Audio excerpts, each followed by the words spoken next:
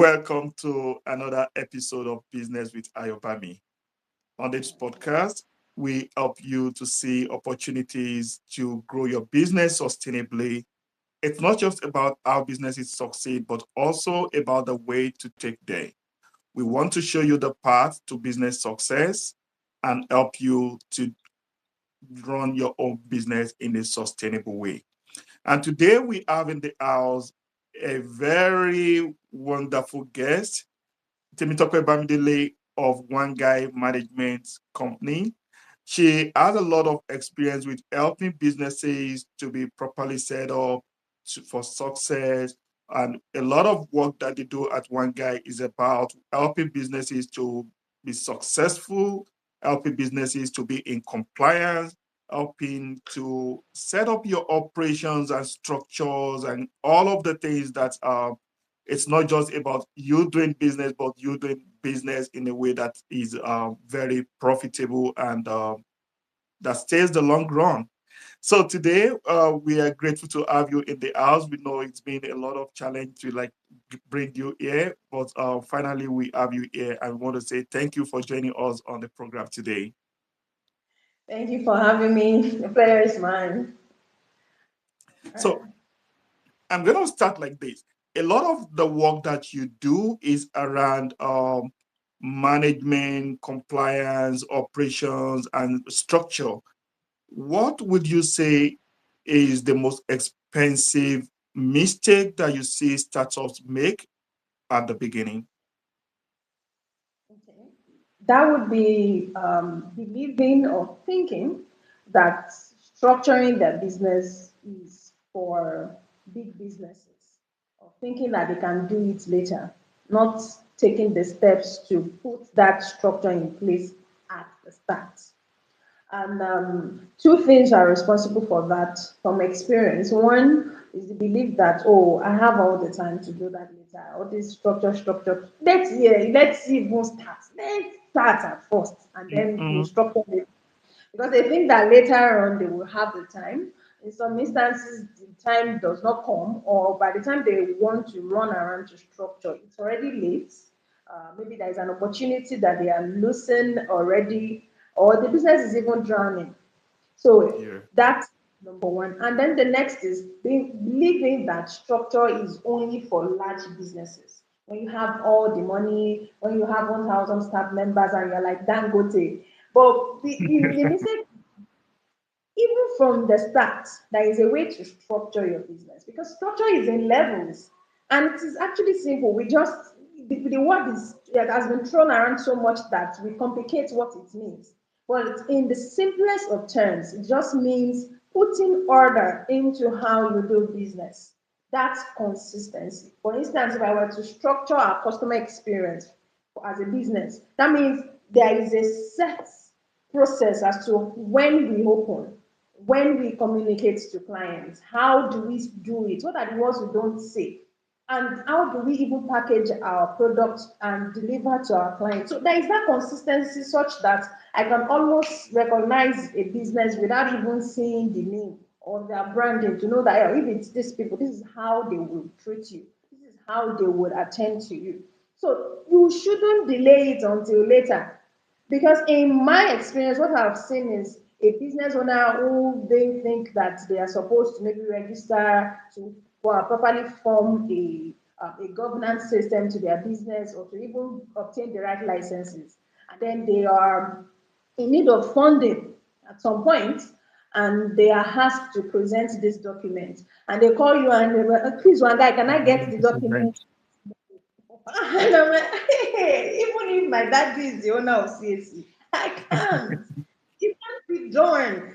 These documents take time. And so they are running all over the place and realize that what they should have done before, they have delayed it. So either it is about corporate structure, obtaining the right licenses to operate in your industry, registering with the CAC, do it at the start. And also internally to structure your operations from when you are the only employee in the business. Structure it. When do you Mhm. resume to work? The fact that you are the business owner does not mean you resume by 12. Otherwise, that is how the business will be. Only Okay. running around. Eventually, you don't even have a business. begin with. So that is the most expensive mistake that I have seen business making. I need to stop actually. So, you've touched on two kind of structures now: structuring Yes, the yes. operations, also, and also the structure that has to do with legal status. If we are talking about the legal existence of the company, where what would be like the first steps that you ask a new business to take, a small, medium, or medium enterprise, someone that's just starting up? What would be your advice, the things to do at the beginning in terms Okay, of so being properly set up as a business? okay, thank you. Two things. One is that currently in Nigeria we have two types of business classes that you can register as. So either you are starting out as a business name, and because of the costs and less paperwork, this is usually what people go for: business name and enterprise, or business name or enterprise rather, please. And then there is the limited liability company, shares, and all of that. But for the sake of this platform, business name would be ideal when you're starting out alone, or maybe with just one employee. You are not surefully, you are just trying to see if, let's see how this business goes. I don't want to um, invest maybe so much money already, but I just want to see and validate it. But by the time you are sure and you see that you have demand, consistent demand for the business, then you can always convert to a limited liability company later on. But that's also a separate conversation. So the first And do step I would keep my be, name? Do I get to keep the name I started with as a business name if I want to transfer or become a limited liability company? that's actually the only advantage with that. So at the start, you can register your business either as a business name or as a limited liability company. So if you register as a company, of course, you can switch back to business name. But if you register as a business name, you can convert to a limited liability company and you retain the name, only that that word limited that has to be at the end of every company name would be added to it. You'll Yeah. be issued a new registration number and a certificate to that effect, but then you retain your name. So yes, you Oh, can do that. great. So starting business name can be your easy, affordable option. So even though you are not a fully separate entity, the business is not a fully separate entity under the law, because under the law, business name means just the same as the business owner. It's only when you have a company that's a separate entity. But at least you take that step to make the business have that legal recognition. So it is very, very important. We name our businesses because we recognize that they are different from us. So even though my name is Temitope Bamidele, I have the business that I call Temitope Bamidele Enterprises. So that's me putting that sense of order to it, that it is separate from me. So Yeah. do that at the start. It's the very, very important step to take. And the next would be to obtain the right licenses. So you need to find out. Some industries are more regulated than others, but almost Mhm. every industry has some level of a license that you need to have. You just need to know that you know what you are doing. For instance, if you are going into food, then you need to know. Do I need to have, is it NAFDAC certificate license that I need to have? Do I need to register my for food handling certificates? You need to understand everything that is required. Because in some instances, some businesses are shut down because of that. So Yeah. some have the say, oh, I will structure later, but some they won't even allow you. The government will come hard on you. Why? Maybe you are dealing with your business that's involved, and is there any business that does not even involve human life? But some maybe more than the other. So, for instance, again, the food industry, we can't allow you to just start selling food or drugs to anybody without proper licensing. So, find Yeah. out what is required for your industry and obtain those licenses from the start. So the challenge that I see some young businesses, especially when they don't have too much funds, it's the challenge of thinking, okay, I want to start this. I don't have so much money, and then I have to pay money to get this license or that license. For example, let's say someone wants to start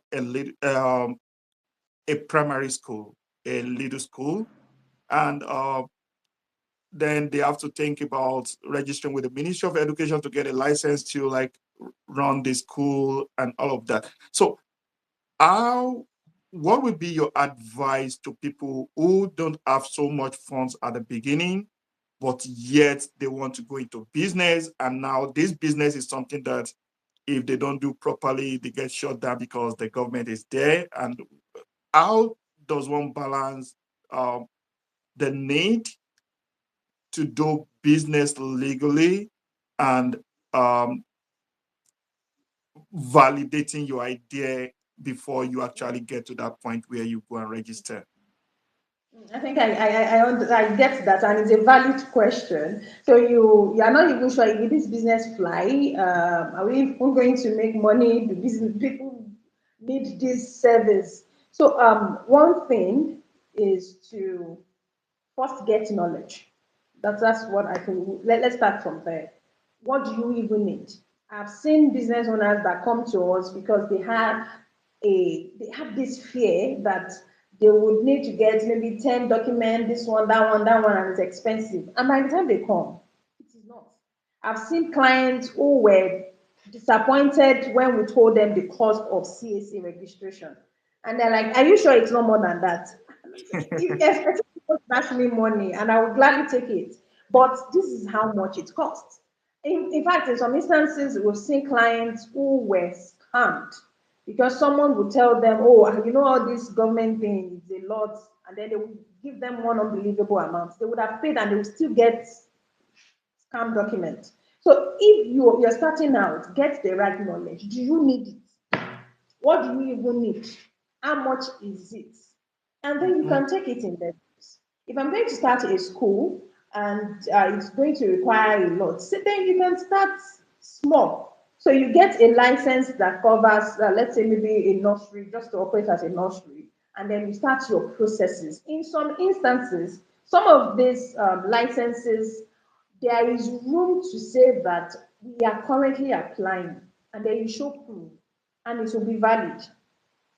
For instance, with the NAFDAC, you are supposed to get a trademark your product names before you can register with NAFDAC. But the trademark registration process can be long, and sometimes the cost can be so much more than a business can bear at the time. But when you have the acknowledgement letter and acceptance letter, you can start your NAFDAC registration. Correct. So they are saying that, let's say, for instance, a proper full trademark would cost, say, 180,000 naira, but to get your acknowledgement and acceptance is about 80,000 naira, and you have the money for that. Bring that to us. We will accept it because we see at least you started trademark. We've seen that it has been accepted and it is Yeah. under process, and you will be able to continue your NAFDAC registration process. So the right knowledge sometimes is what is missing. So either you don't even need it, or what you need is not as expensive Much as as you you. think you do. If it is not expensive, one advice I always give is plan for it. If I'm going to have a wedding, I plan for it. So we want to do stuff, we want to go to school. Yes, you can plan for all of these things because the growth of your business is tied to them. There are some things that you are not able to get, some opportunities you cannot access if you don't have these things in place. So plan for it. Save some amount of your revenue towards compliance. In fact, when you are pricing, include that cost in the prices of your product and eventually start saving up so that you can do them. So maybe this month, oh, let's go and get our TIN. Next month, let's do this one. And then you find out that before you know it, you are clear. But holding on that I will have time or I'm waiting till I have money, you eventually see that that time never comes until now it is so late and you are missing out on opportunities. One So get the right opportunity. money. Do you need it? What do you need and how much will it cost you? Thank you. So you talked about missing out on opportunities because one is not properly registered or set up. Can you give us an insight into what kind of opportunities can be available by being properly set up? For example, as a young business, as a small business, someone is concerned about, oh, okay, I've spent money to do the registration to get a license. Now all I have is papers showing that I'm registered or I'm licensed. How can I take advantage of the licensing and the registration to grow the business? What are the leverages that that can give me? Oh, okay. So first leverage is actually about you internally. There is that sense that this is a company. I'm running something legal here, and things shouldn't be done anyhow. So it gives you that sense of long-term vision. This is not just something I'm doing, and Correct. just maybe for hustle, for survival, for sustenance. That's just it. So you begin to think, because this is how I put it. Actually, let me just use my words. Structure this way will force you to be serious. That is how I put Mm, it. Of course, you still have the choice to not be. It's not automatic. They said the CSC certificate will not just confer on you the award of seriousness. But if you understand what you have in your mind, you know that, okay, for instance, CSC expects that you should file annual returns after a year of registration. And it does not matter whether your business is making profits or not. As long as it is operational, you need to file returns. Now, that tells you that you have responsibility. If in a yeah, whole year you don't make money and you are fine, you should at least think of, CSA at some point we expect me to pay this money. So you want to look yeah, out for money for that. And then at the point of doing that, we will ask you, what was your turnover for that year? How much did you have as revenue in this business? Then your net assets. We will have those figures. And CSC will say it loudly that you cannot fake these figures. And your agent, whoever you're working with, will not supply it from heaven. I have dealt with clients that I would have to tell them, I cannot have the figures for you. They're like, just give me everything for us. I don't know how much we made. And I'm telling you, that shows that your business is not structured. You should be able to tell us. And even if you can't tell us offhand, you should be able to have records that you can pull out. So even if nothing, that should force you to now get serious and take proper yeah, records that we cannot be spending money anyhow. We cannot just be making money and we are not having anything to show for it or any record to show how we are tracking. So that structure would get you to be serious about your business, seek the right knowledge, do the right things for the business. Now, talking about opportunities, there is hardly any funding or investment opportunity today that you would get that will not require that your business is properly registered. that's true. Depending on the kind of business that you run, the licenses, whatever you need to get, even if it's just CSC registration, we want to see it. Because that's what tells me that, oh, you're serious with this business. And I've even seen in some instances now informal investment opportunities that they are requesting for this. There is hardly any funding or investment opportunity today that you would get that will not require that your business is properly registered. That's true. Depending on the kind of business that you run, the licenses, whatever you need to get, even if it's just CSC registration, we want to see it. Because that's what tells me that, oh, you're serious with this business.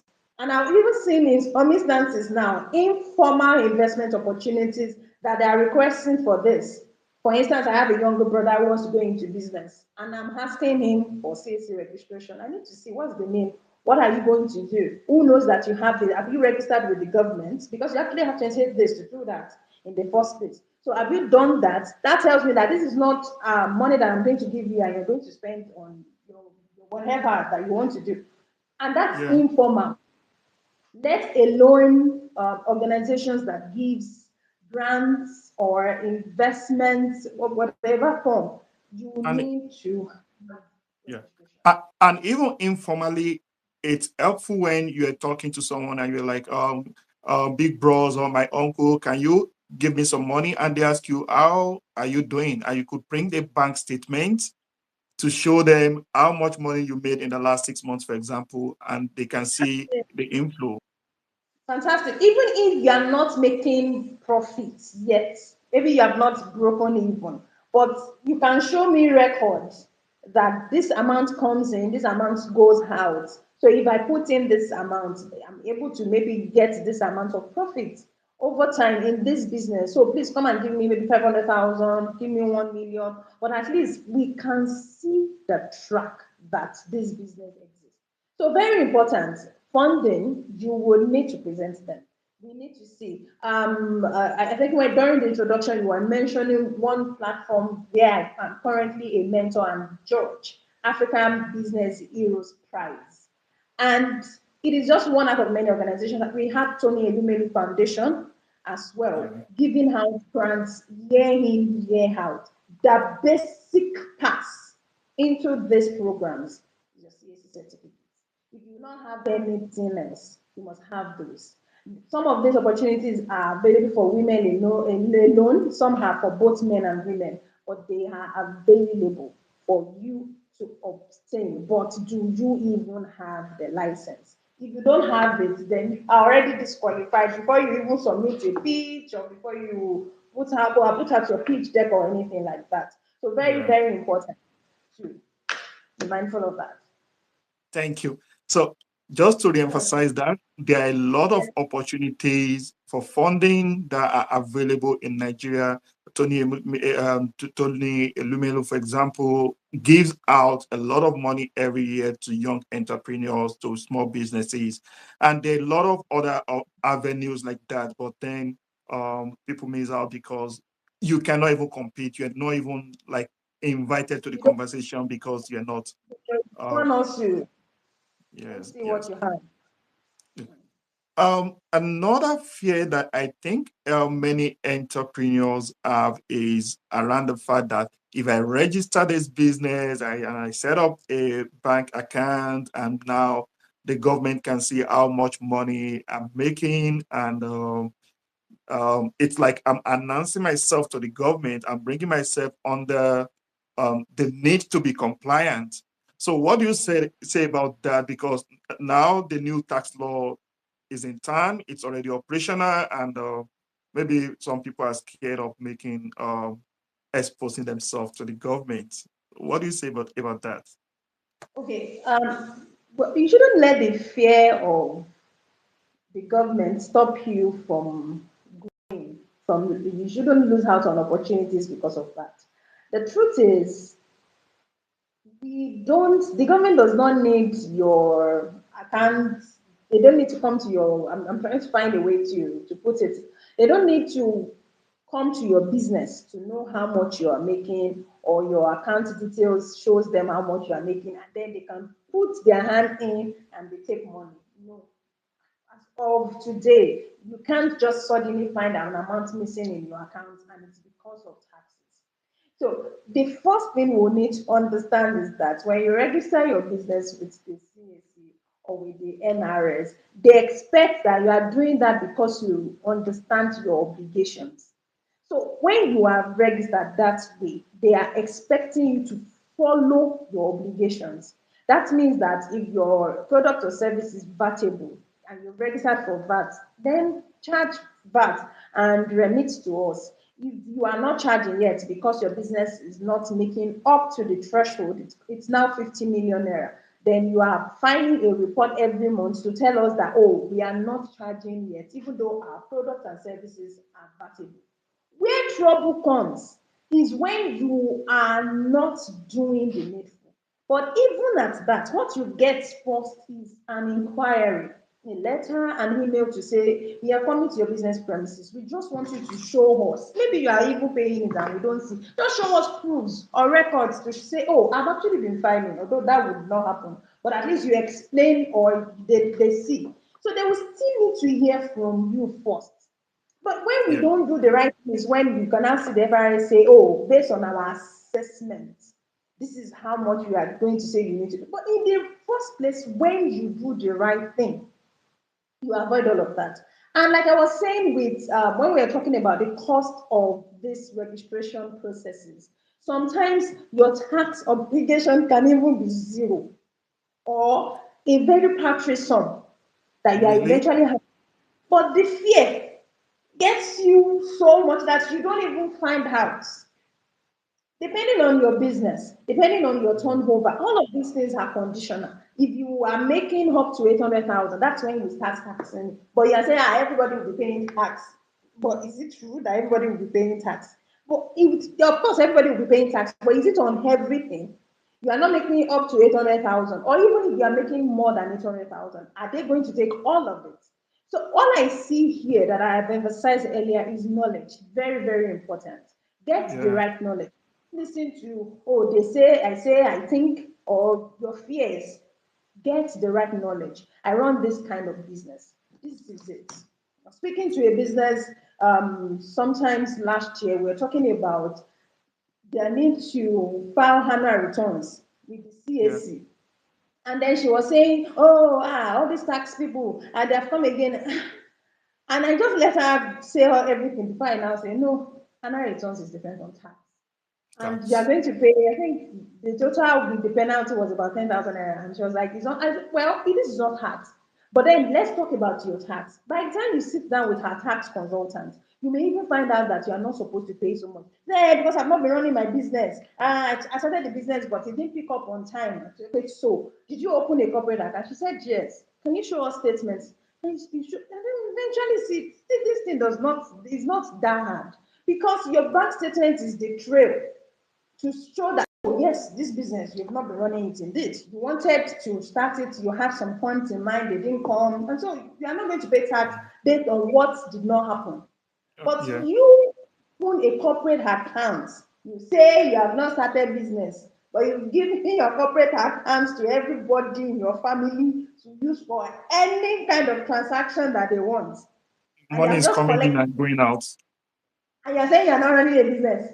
And you're giving it to but that this, but that, they're putting money into it, or a friend borrows it to run it, sometimes even to apply for a contract.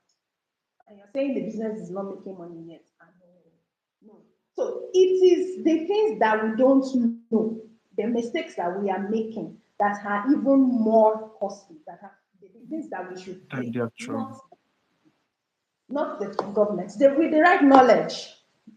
And today, you can actually file your tax by yourself digitally, because there is a digital platform. If you have the right knowledge, of course, and you have been keeping the right records, you can even file it on your own. And if you need to engage a tax consultant, maybe because of the volume of your transactions, but you have the right to ask questions. Which one pertains to my business? Which one applies to my business? How much is it? What percentage is it? So seek the right knowledge. I think I cannot overemphasize that. Get the right knowledge. It's very Get the important. right knowledge. So the government is not coming after all of the money that you make. They are coming after the profit that you make. Not all of the money, right? Even your profits, they're not coming for all of your profits. It's still percent of it that you pay. It's still a percentage Mm, of it. Talking about the company income tax, it's still a percentage. If your profit is 1 million naira, they're not taking the entire 1 million naira.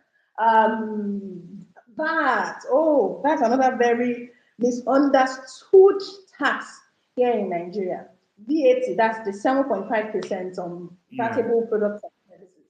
Do you know that some business owners don't even know that they are not the ones to pay that VAT? This is how I mean. You charge it to your clients, but they don't know. Oh, you people are just collecting money from us. Number one, not all products are vatable. So first, Yeah. find out, is your service or your business VAT exempt? That means you're not supposed to even charge. You have no business with VAT. So move on, Yeah. move on. But if it is vatable, then you find out what is the requirement. Your business needs to be doing an annual turnover. The threshold is 50 million naira. And then you charge to clients. Clients will pay. You are just a collection center as a business. Yes, customers pay to you and you remit to the government. It's not from your profit. So it is that if this phone now in your business is about, let's say, 50,000 naira and VAT, I'm just giving a rough guess now. Yeah. It's 7.5%, let's say it's 11,000 naira. So you sell it for 61,000. You take your own 50,000, give 11,000 to the government. You are not taking the 11,000 from the 50,000 that you are selling the product. But So because you don't know, so the government is basically saying if you are selling something on which we want to collect VAT, if it's 100,000, Don't just sell for 100,000. Help us to collect 7,500 on it and bring it back to us. They're not even touching your profit. Want your 100,000. The 100,000 is yours. That's for VAT. That's for VAT. Yeah, for But you VAT. don't know. Yeah. So you think they are coming for your money. Again, I'm going to say it. Get the right knowledge. Get the right knowledge. Know what applies to you, how often. And I should also say this while on the matter. Another costly mistake with this not getting the right knowledge, that ignorance, is that you pay penalty for something that you did not do. This is it. You're supposed to register for something you didn't, and so you're penalized for that. So that means ignorance is expensive, and it's not an Yeah. excuse. So we won't say, sorry, you started your business in 2003, and you didn't know you were supposed to register for VAT. And don't worry, I come and register 23 years after. No, you will be penalized for every All single of the year. time. So ignorance is very costly, and the more you wait, the costlier it gets. Oh, that's very interesting. So what you're saying is a lot of small businesses out there actually do not need to be scared about the new tax system. No, not at all. There's nothing to fear about it. In my company, we had to address this even before it took effect in January 1st. We started out with sensitization, and then we started with a webinar that we held last month, and we still have more to do. And what I just realized from that is what we are addressing on this program today. There was that gap. There's just so much misinformation. Don't be afraid. Yeah. By the time you sit down with a tax consultant and you analyze, I'm not even supposed to pay so much. And so you can just pay willingly without being penalized, without some people coming to your business place to come and invite you to their place or anything like that. So, Okay. knowledge is important. So I'm going to ask, what is the next best steps for someone who has not been compliant, and now we're in the new year and the new tax law is in town, and they were just doing their business, and they've never thought about these compliance issues. What would be the next steps for them? Okay, for first thing I would say it's even in semantics. The tax law is maybe not even is law is tax reform, not we should be mindful that tax is not new. Before Yes. now, we pay taxes for our clients. Before now, we had that as a service. So taxes are not newly introduced. They've been in place, but this reform is just adjusting some, the figures here, the percentage here, the number here, and all of that, how this applies and other details like that. But if to this point you've not been compliant, then don't wait anymore. And again, I will revert to what I've been saying, knowledge. So reach out and say, what am I doing? What am I supposed to have been filing, remitting, or even to register for? Get the right knowledge and get to it immediately. Because the longer you wait, the more expensive it gets and the difficult. I'm going to cite an instance. We are working with a client who is in this same situation. For instance, let's say you registered your business in 2013, and now you want to clear the backlogs.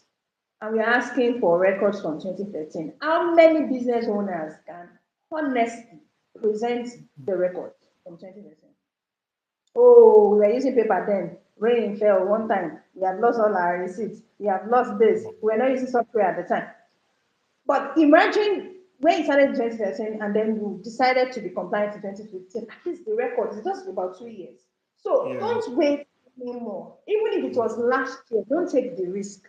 Get the right knowledge and clear your back logs that you have so that you can have a clean slate to do your business with To going work forward. with.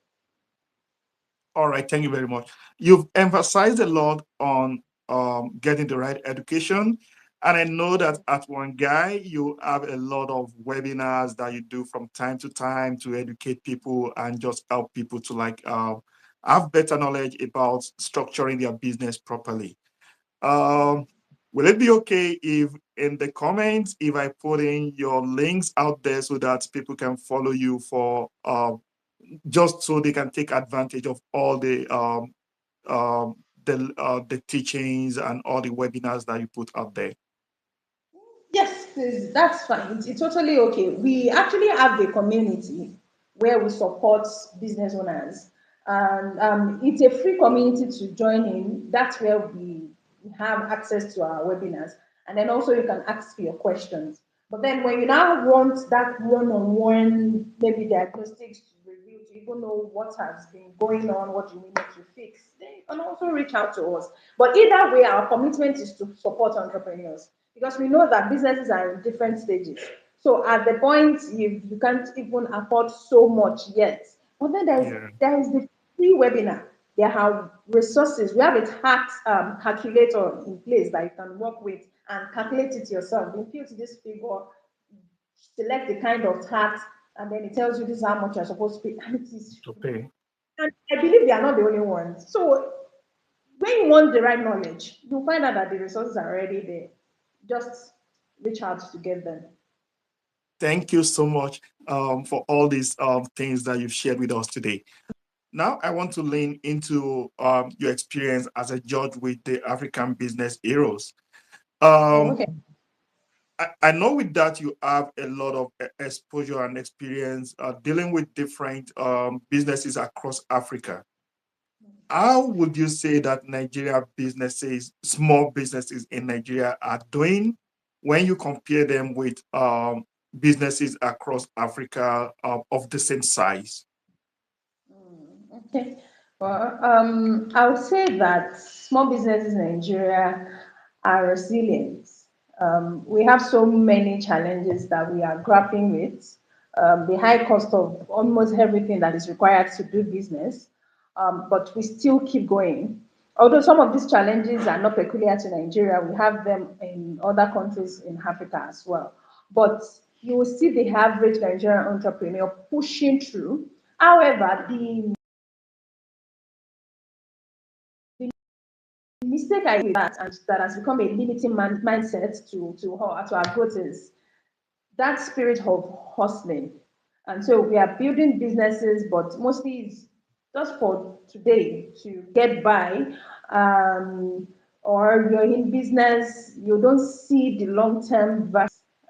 We have so many challenges that we are grappling with. The high cost of almost everything that is required to it, or even the immediate version, but then how it is impacting more than you. I always say that once you have a business, even if it is only um, paying you, that business is solving a major problem. It's contributing to the economy. Let Yeah. alone where you now have a business that employs maybe 3 or 5 or 6 people, especially if they are youth. These are youth that otherwise would have been involved in crime, in prostitution, and other vices. But your business is employing them. And so it's Agree. beyond you. And the impact is beyond the immediate profits or money that you can make from the business. So we need to operate from that mindset to understand that we are part of the economy as well. So Nigeria, we need to have that mindset that with a business, you are contributing to building the economy and you are solving problems and you are making impact on the lives of people, thereby contributing even to the reduction in the crime that we all are talking about.